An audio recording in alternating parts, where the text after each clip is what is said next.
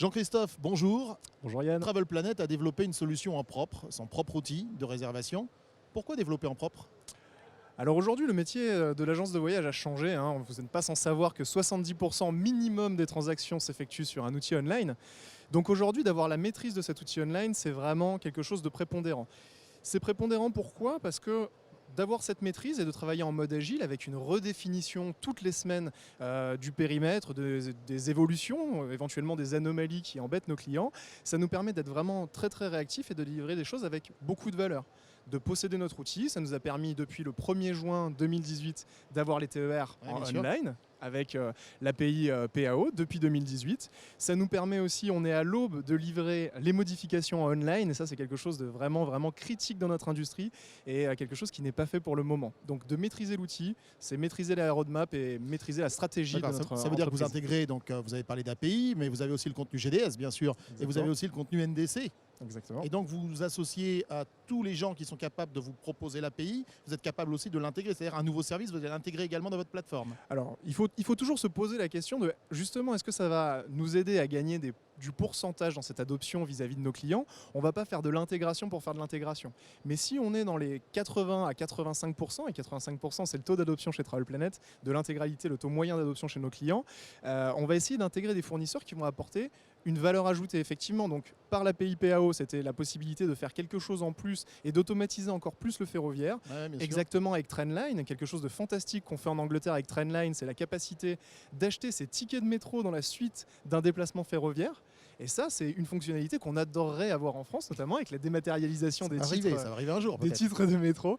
Mais effectivement, c'est pas de la techno pour faire de la techno, mais c'est faire de la techno pour quelque chose d'utile pour nos clients. Votre métier, votre cœur de métier, on est dans la technologie, on est dans le service? Et ben justement, ça aussi, c'est quelque chose qui évolue beaucoup, c'est quelque chose qui mute. Donc, 80-85% de taux d'adoption, donc effectivement, ça veut dire que 85% de notre stratégie va sur de la technologie. Donc, on a des développeurs, on fait de la gestion de projet, on fait du mode d'agile, on fait de l'adoption, tout ça, on fait de l'intégration beaucoup pour 85% de nos réservations. Et après, les pourcentages restants, ça va être des services qui vont qualifiés, qui vont améliorer tout ce process automatisé là, et ça va être le service pour les 5 à 10% de voyages très complexes et des cas de figure où notre voyageur est peut-être en difficulté quelque part dans le monde. Ouais, vous parlez d'intégration beaucoup, on parle de process. Est-ce qu'on peut parler de end-to-end avec votre solution? Alors, end-to-end dans le sens où l'industrie l'évoque aujourd'hui, c'est-à-dire de la réservation, éventuellement de l'ordre de mission jusqu'à la note de frais, pas vraiment. En réalité, c'est deux métiers. Notre vision, c'est que c'est véritablement deux métiers différents.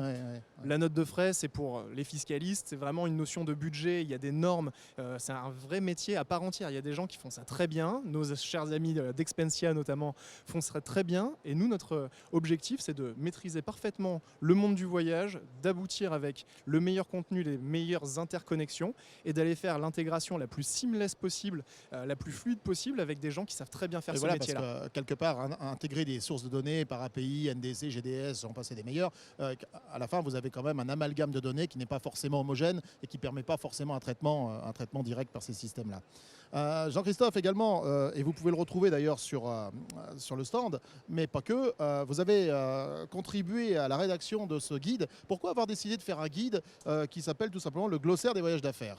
Parce que c'est un monde assez complexe avec ses termes et toute sa numérologie et ses mots, son vocabulaire qui y est associé. Ces acronymes, effectivement.